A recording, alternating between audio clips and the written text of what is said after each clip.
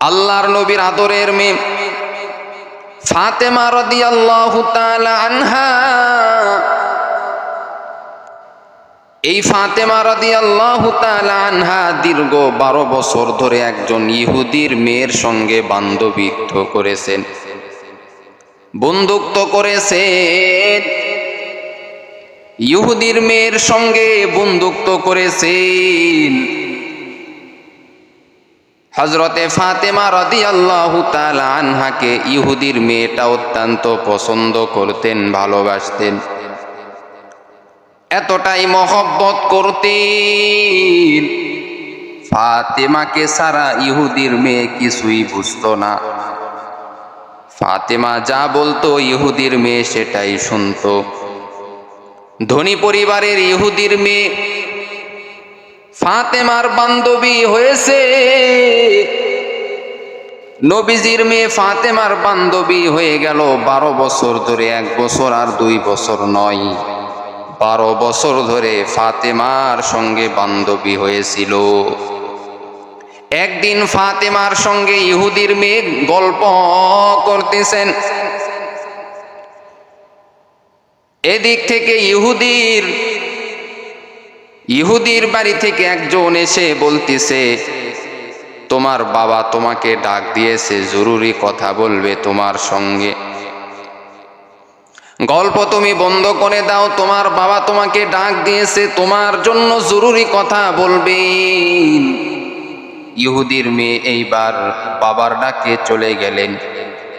বাড়িতে যাওয়ার পর ইহুদির মেয়ে এইবার বাবাকে বলতেছেন, বাবা তুমি কি জন্য আমাকে ডেকেছো বলো। মেয়েটির বাবা বলে, ও আমার প্রাণের সন্তান, ও আমার কলিজার টুকরা মেয়ে, তোমাকে আমি আজকে ডেকেছি কারণ হলো তোমাকে আমি বিবাহ দিয়া দিব। তোমার বিবাহ আমি ঠিক করেছি, একজন ইহুদির ছেলের সঙ্গে তোমার বিবাহ ঠিক করেছি। ধনী পরিবারের ইহুদির ছেলের সঙ্গে তোমার বিবাহ ঠিক করেছি। তার সঙ্গে তোমার বিবাহ দিয়ে দিব, কারণ তোমার বয়স হয়ে গেছে, তোমাকে এখন বিবাহ দিতে চাই।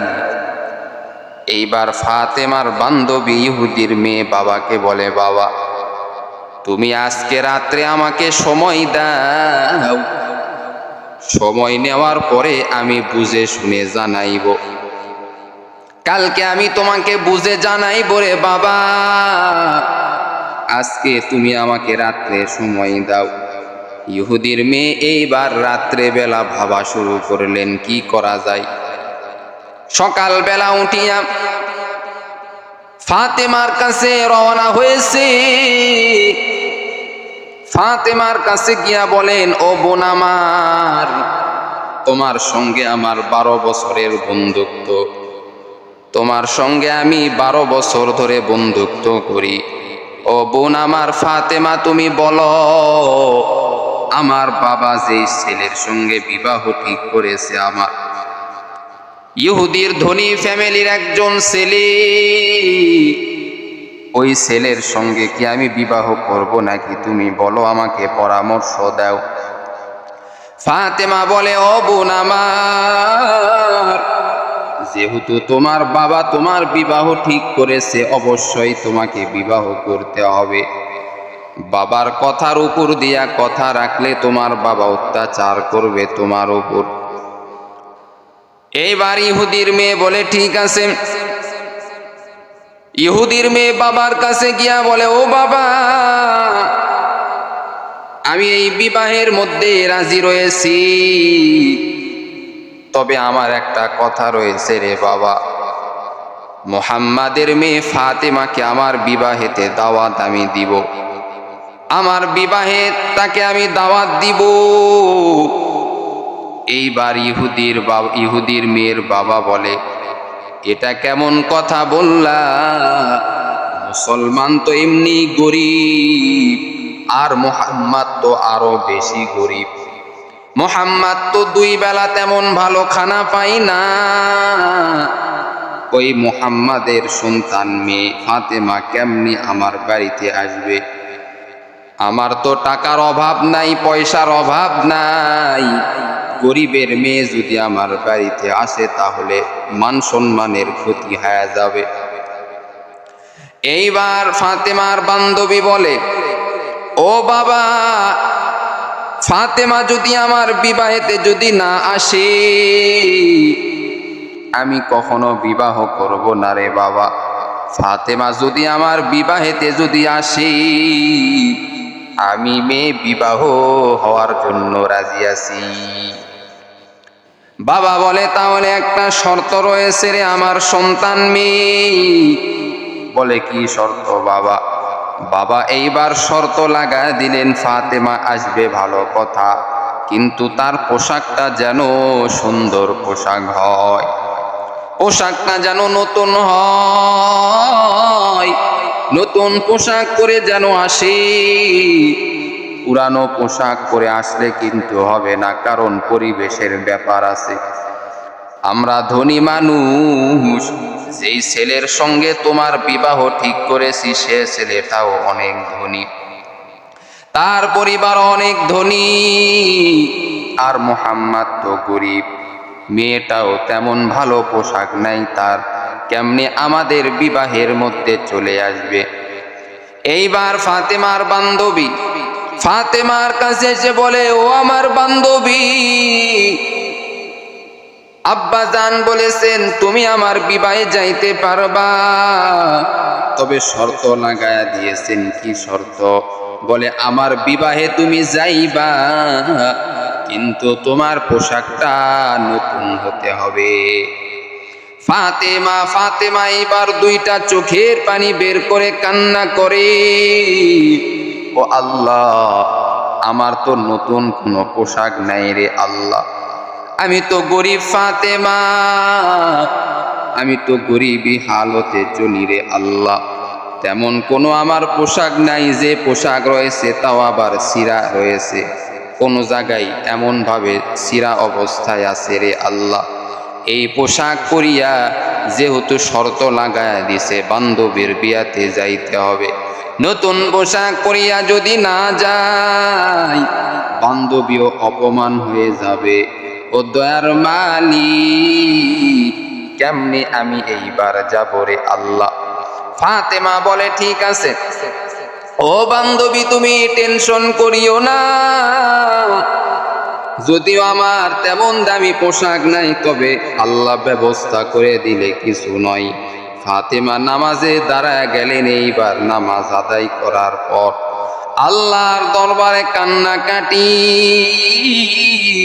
ও দয়ার মালিক, তুমি আমার ভালো পোশাকের ব্যবস্থা করে দাও রে আল্লাহ, বান্ধবীর বিবাহেতে যাব, খারাপ পোশাক পরিয়া তো যাওয়া যাবে না, মান সম্মানের ক্ষতি, লোকেরা কি বলবে? ও আল্লাহ, জীবনে আমি তোমার কাছ থেকে কিছু চাই নাই, আমি ফাতেমা, ও আল্লাহ, আমি ফাতেমা তোমার কাছ থেকে কিছু চাই নাই রে মালিক, ও আল্লাহ, তুমি আমার সম্মানটা হেফাজত করো রে আল্লাহ। আল্লাহর কাছে কান্নাকাটি করলেন ফাতেমা। কান্নাকাটি করিয়া যখন বললেন, দোয়াটা যখন শেষ হয়ে গেল, আল্লাহ পাক রব্বুল আলামিন ফাতেমার জন্য জান্নাতি পোশাকের ব্যবস্থা করলেন। জিব্রাইলকে বললেন, ও জিব্রাইল, যাও জান্নাতি পোশাক নিয়ে যাও, ফাতেমার জন্য জান্নাতি পোশাক নিয়ে যাও, কারণ আমার ফাতেমা কোনোদিন আমার কাছে কোনো কিছু চাই নাই। জিব্রাইল আল্লাহর অর্ডার পাইয়া জান্নাতের মধ্যে সব থেকে দামি যেই পোশাক, দামি যেই কাপড় ফাতেমার জন্য নিল। নেওয়ার পরে এইবার ফাতেমার কাছে চলে আসলেন, এসে বললেন, ও ফাতেমা, জিব্রাইল মানুষের রূপ ধারণ করিয়া এসেছে। মানুষের রূপ ধারণ করিয়া এসে ফাতেমাকে এই পোশাকটা দিয়া বলেন, ও ফাতেমা, তোমার জন্য এই পোশাক, এই পোশাকটা তুমি পরিয়া বিবাহের অনুষ্ঠানে তুমি যাইবা।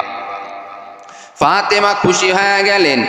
ফাতেমা তো বুঝতে পেরেছেন আল্লাহ দিয়েছেন জান্নাতি পোশাক, আমার মালিক আল্লাহ দিয়েছেন। এই পোশাকটা নিয়ে তার বাবার কাছে, নবীজির কাছে গেলেন, গিয়া বললেন, ও আমার বাবা, ও আমার পয়গম্বর, আজকে এমন একটা ঘটনা ঘটেছে, আমি ইহুদির মেয়ের বিবাহের অনুষ্ঠানে যাব, নতুন পোশাক নাই। ইহুদি এইবার শর্ত লাগায়া দিছে, নতুন পোশাক ছাড়া তার মেয়ের বিবাহে যাইতে পারবো না। আল্লাহর কি কুদরত! ও বাবা, আল্লাহ তাআলা মনে হয় আমার জন্য পোশাক দিয়েছেন, পোশাকটা একটু দেখিন। নবীজি এইবার পোশাকটা যখন দেখলেন, দেখা মাত্র নবীজির অন্তর জুড়ে গেল। নবীজি বললেন, ও ফাতেমা, এটা দুনিয়ার তো পোশাক নয়, দুনিয়ার পোশাক নয়, দুনিয়ার পোশাক নয়, এটা হলো জান্নাতের পোশাক। আমার আল্লাহ তোমার জন্য জান্নাতের পোশাক দিয়েছে রে ফাতেমা। ও ফাতেমা, এই পোশাক পরিয়া যদি তুমি যাও, ইহুদিরা সকলে মুসলমান হয়ে যাবে। এই পোশাকের মতো তো আর কারো পোশাক হবে না, জান্নাতের পোশাকের মতো তো আর কারো পোশাক হবে না। জান্নাতটা আল্লাহ তাআলা এত সুন্দর করে বানিয়েছেন। ফাতেমা এবার সুন্দর করে জান্নাতের পোশাক পরে নিয়েছে। জান্নাতের পোশাক পরে নেওয়ার পর ইহুদির মেয়ের বাড়িতে চলে গেলেন। ইহুদির মেয়ের বাড়িতে যাওয়ার পরে এইবার সব যারা বিবাহের অনুষ্ঠানে এসেছে, ইহুদির আত্মীয় স্বজন, সকলে এই বিবির দিকে না তাকাইয়া, ফাতেমার বান্ধবীর দিকে না তাকাইয়া সবাই ফাতেমার দিকে তাকিয়ে আছে। কারণটা হলো ফাতেমা এমন জামা পরে এসেছে যেই জামা কখনো তারা চক্ষু দ্বারা দেখে নাই। কাদের কুদরত দারি বড় কামাল, আনতা রব্বি আনতা হাসবি জুল জালাল, তুহি কাদের জালিলুল্লাহ জাহাদার, বহার হালে তুহি মেরা নিগাহদার। ফাতেমার দিকে সকলে তাকায় আছে। ফাতেমার কাছে সব ইহুদিরা গিয়া বলে, মেয়েরা গিয়া বলেন, ছেলেরাও গিয়া বলেন, ও ফাতেমা, জীবনে আমরা অনেক পোশাক দেখেছি, কিন্তু তোমার শরীরের পোশাক তো দেখি নাই। এত সুন্দর পোশাক, এটা কেমন পোশাক? কোথায় থেকে পেয়েছো? কোন বাজার থেকে নিয়ে আসছো? ফাতেমা বলে, দুনিয়ার বাজার নয়, দুনিয়ার বাজার নয়, দুনিয়ার বাজারে এই পোশাক তোমরা পাবে না। এটা হলো জান্নাতের বাজার, জান্নাতের বাজারের পোশাক। ইহুদির মেয়েরা অবাক হয়ে গেল, আত্মীয় স্বজন অবাক, সবাই বলা শুরু করলো, এই পোশাক আমরাও নিতে চাই, আমরাও এমন পোশাক পরতে চাই, এত সুন্দর পোশাক আমরাও পরতে চাই। কিভাবে এই বাজারে যাইতে পারবো? কত টাকা লাগবে এই বাজারে যাওয়ার পরে এই পোশাক কেনার জন্য? ফাতেমা বলে, যতই টাকা লাগুক না কেন, তোমাদের কাছে যত টাকা আছে সব টাকা দিলেও এই পোশাক কিনতে পারবে না।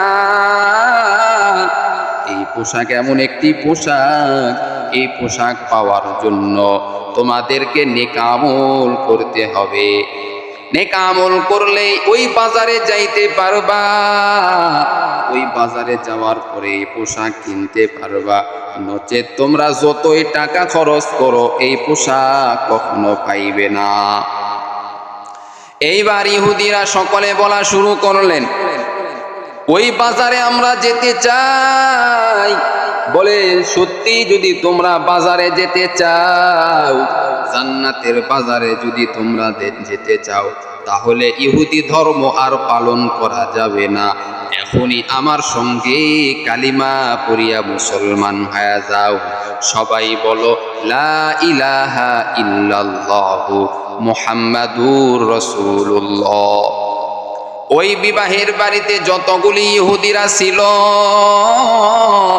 সব ইহুদিরা এইবার এক বাক্যে কালেমা পড়ে নিল ফাতেমার কাছে কালেমা পড়িয়া নিয়া এইবার তারা বলল, ফাতেমা এখন কি এই পোশাক পাবো? ফাতেমা বলে, এখনো তোমরা পাবে না, এখন মাত্র মুসলমান হয়েছে, একটু নেক আমল করতে থাকো, নেক আমল করার কারণে আমার আল্লাহ তোমাদের জন্য এই পোশাক মিলায়া দিবে। নেক আমল যারা করবে না তাদের জন্য এই পোশাক হবে না। তারা ওই মার্কেটে যাইতে পারবে না, জান্নাতের মার্কেটে যাইতে পারবে না, জান্নাতের মার্কেটে তারা কখনো যাইতে পারবে না। ওরে আল্লাহর বান্দিরা, ওরে আল্লাহর বান্দারা, জান্নাতের পোশাক পরতে চাও কিন্তু তুমি নামাজ পড়ো না, জান্নাতের পোশাক কেমনে পাইবা? তুমি রোজা রাখো না, জান্নাতের পোশাক কেমনে পাইবা? তুমি কোরআন পড়ো না, জান্নাতের পোশাক তুমি কেমনে পাইবা বলো? আল্লাহ তাআলা বলেন, বান্দা যদি আমি আল্লাহর সঙ্গে যদি গভীরভাবে সম্পর্ক করতে চাও, আমি আল্লাহ যেই 5 ওয়াক্ত নামাজ দিয়েছি এই 5 ওয়াক্ত নামাজ তোমরা ঠিক মতো আদায় করো। আমি আল্লাহ তোমাদেরকে বলতেছি না ও আমার বান্দা বান্দিরা সারাটা দিন তোমরা নামাজ পড়ো না, না, 24টা ঘন্টার মধ্যে বান্দা মাত্র তোমরা 2 ঘন্টা নামাজের মধ্যে কাটায়া দাও। ফজরের নামাজ পড়ো 20 মিনিট, জোহরের নামাজ পড়ো 20 মিনিট, আসরের নামাজ পড়ো 20 মিনিট, মাগরিবের নামাজ পড়ো 20 মিনিট, এশার নামাজ পড়ো 20 মিনিট। আল্লাহ তাআলা তো কখনো বললেন না তোমাকে শুধু বান্দা তোমরা নামাজ পড়ো, ব্যবসা বাদ দিয়া শুধু নামাজ পড়ো, এমন নয়। স্ত্রীকে সময় না দিয়া শুধু নামাজই পড়ো, এমন নয়। আল্লাহ তাআলা বলেন, বান্দা ব্যবসা করো। নবীরা ব্যবসা করেছেন, সাহাবায়ে কিরামরা ব্যবসা করেছেন, হযরতে আবু বকর ব্যবসা করেছেন, ওমর ব্যবসা করেছেন, আলী ব্যবসা করেছেন, ওসমান ব্যবসা করেছেন, তারপরেও তারা 5 ওয়াক্ত নামাজ ছাড়ে নাই। আল্লাহ তাআলা বলেন, ও বান্দা, ও আমার বান্দিরা। আর আল্লাহর বান্দিদের জন্য আল্লাহ বলেন, ও আমার বান্দিরা তোমরা পর্দা করো, স্বামীর খেদমত করো, এতেই আমি আল্লাহ জান্নাত দিব। এরে আল্লাহর বান্দা, আল্লাহ তাআলা তোমাকে কত বড় বড় নিয়ামত দিয়েছেন। আল্লাহ তাআলা তোমার অক্সিজেনের জন্য বাতাস আল্লাহ দিয়া দিলেন। যদি তোমরা হসপিটালে যাও, যদি তোমার অক্সিজেনের প্রয়োজন হয়, অক্সিজেন কেনার জন্য অনেক টাকা তোমাকে খরচ করতে হয়, কিন্তু আমার আল্লাহ বলেন, না বান্দা অনেক টাকা খরচ করা লাগবে না, আমি আল্লাহ এই অক্সিজেনের জন্য আমি আল্লাহ বাতাস তোমাদেরকে দিয়া দিলাম, আমি আল্লাহ তোমাদের জন্য সূর্যের আলো দিয়া দিলাম। তোমরা কারেন্টের মাধ্যমে তোমরা তোমাদের ঘরের মধ্যে, তোমাদের বাড়ির মধ্যে লাইট তোমরা জ্বালাও, এই লাইট জ্বালানোর কারণে তোমাদের বিল ওঠে, সরকারকে বিল দিতে হয়। কিন্তু আমার আল্লাহ বলেন, ও বান্দা বান্দিরা একটু তাকায়া দেখ, আমি আল্লাহ সূর্যের আলো তোমাদের জন্য দিলাম। আমি আল্লাহ কোনোদিন তো বললাম না, ও আমার বান্দা বান্দিরা সূর্যের আলো তোমরা পেয়েছো, এখন এই সূর্যের আলোর বিল তোমরা দাও। আল্লাহ তাআলা বলেন, ও বান্দা বান্দিরা আমি আল্লাহ রাতের বেলা চাঁদের আলো তোমাদেরকে দিয়া দিলাম। এই চাঁদের আলোর বিল যদি আমি আল্লাহ চাইতাম, আমি আল্লাহ তোমাদের কাছ থেকে যদি বিল চাইতাম, তাহলে তোমরা ফকির হয়ে যাইতা। আমি আল্লাহ দেখো পানি ফ্রি করে দিলাম, এই পানি তোমরা যত ইচ্ছা তত পান করো, কোনো বিল দেওয়া লাগবে না। আর বান্দা তুমি যখন বাড়িতে মোটর বসাইছো, মোটরের পানি তোমরা উঠাইতেছো, সরকারকে কারেন্টের বিল তোমাকে দিতে হয়। কিন্তু আমার আল্লাহ বলেন, ও বান্দা, আমি আল্লাহর দেওয়া নিয়ামত যতই তোমরা ভোগ করো, কোনো বিল দেওয়ার দরকার নাই। শুধু একবার আমার আল্লাহকে একবার আল্লাহ বলে ডাকো, আমি আল্লাহ সব গুনাহ মাফ করে দিব। আল্লাহ তাআলা বলেন, ও বান্দা, আমি আল্লাহই তো তোর রব, আমি আল্লাহ ছাড়া তোর তো আর কেউ নাই, তোর তো আর কেউ নাই। দুনিয়াতে কাকে তুই আপন মনে কর? কত স্বামী স্ত্রীর মধ্যে ফাটল ধরে গেল, কত মা সন্তানের মধ্যে ফাটল ধরে গেল, কত বাবা সন্তানের মধ্যে ফাটল ধরে গেল, কিন্তু আমি আল্লাহ তোকে কখনো ছাড়ি নাই রে বান্দা। তোর কি লাগবে আমি আল্লাহকে বল, আমি আল্লাহকে বল। আমি আল্লাহ তোর চাওয়ার আগে আমি আল্লাহ তোর সব অভাব দূর করে দিব। ও বান্দা, আমি আল্লাহ তোকে কথা বলার যোগ্যতা দিলাম, আমি আল্লাহ তোকে কথা বলার শক্তি দিলাম, কথা বলার শক্তি দিলাম, আবার ভালো মন্দ বোঝার জন্য জ্ঞান দিলাম। তোর বাবা দেয় নাই, তোর মা তোকে জ্ঞান দেয় নাই, আমি আল্লাহ তোকে দিয়েছি, আমি আল্লাহ তো তোকে দিয়েছি, আর দুনিয়ার কেউ তোকে দেয় নাই। সবাই যখন তোকে ফালায়া চলে গেল, আমি আল্লাহ তোকে কখনো ফালাই নাই। ওরে বান্দা, একবার কি মনটা চাই না যে আল্লাহ এত বড় বড় নিয়ামত আমাকে দিয়েছেন, ওই আল্লাহকে কেমনে ভুলে থাকবো? যে আল্লাহ কথা বলার শক্তি দিল, যেই আল্লাহ আমাকে চেহারা এত সুন্দর করে দিল, যেই আল্লাহ আমাকে এত বড় বড় নিয়ামত দান করলো, ওই আল্লাহকে ভুলিয়া কেমনে ঘুমাইব? ওই আল্লাহর জন্য 2টা ঘন্টা কি তুমি আমি ব্যয় করতে পারবো না? ওই আল্লাহর জন্য তুমি আমি কি কোরআন পড়তে পারবো না? ওরে আল্লাহর বান্দা, আল্লাহ বলে, বান্দা, এত কিছু দেওয়ার পরেও কেন আমি আল্লাহকে ভুলিয়া থাকো? আমি আল্লাহর দয়া কেন তোমার অন্তরে আসে না রে বান্দা? মনটা কি চাই না আমি আল্লাহর ইবাদত করি, আমার জান্নাতের মধ্যে প্রবেশ করো? দুনিয়ার শান্তি কিছুই না, জান্নাতের শান্তি হলো আসল শান্তি। জান্নাতের শান্তি হলো আসল শান্তি, দুনিয়ার শান্তি কিছুই নাই। আল্লাহ বলেন, ওই ব্যক্তি হলো সব থেকে জ্ঞানী, যে দুনিয়াকে তুচ্ছ মনে করেছে এবং আখিরাতকে যে আসল মনে করেছে, সেই হলো প্রকৃতপক্ষে জ্ঞানী। আল্লাহ তাআলা আমাদেরকে বলেন, বান্দা, জান্নাতের পোশাক তুমি পেতে চাও, জান্নাতের খাবার তুমি খেতে চাও, দুনিয়াতে নেক আমল করো, আমি আল্লাহ সব ব্যবস্থা তোমার জন্য করে দিব।